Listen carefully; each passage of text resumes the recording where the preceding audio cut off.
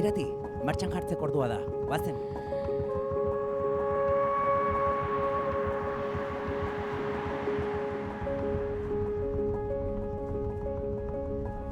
Aita badator! Beste tunel bat? Bai! Lehen hemen sartzean, ez da ere zer ikusten. Hori, argieko itzapenaren efektu desegokia deitzen da aita. Bai, hori esan nahi nuen.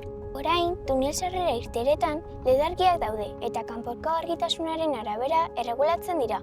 Zuk ondo ikusteko, dena pentsatuta dago aita.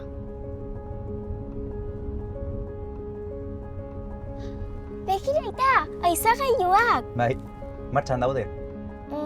Oker, Nola oker? haizearen eraginez mugi daitezke, baina behar direnean bakarrik aktibatzen dira. Airearen kalitatea txarra bada edo kea badago. Eta sute bat gertatzen bada? Ba, ebakuazioan bat egiteko, kea 20 minutuz goian mantentzen dute aita. Goian? Bai, aita, goian. Zulasai egon, sute bat egonez gero suhiltzaileek ura dukate tunelean bertan. Baina hori trampa egitea da. Ez, aita, hori gauzak ondo egitea da.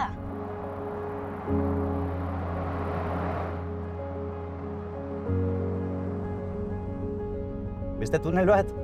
Baina zenbat tunel daude? Pilo bat, eta denak berriztuak, satorrak bezalakoak gara, guk ere lurrazpiko bideak behar ditugu herriak konektatzeko.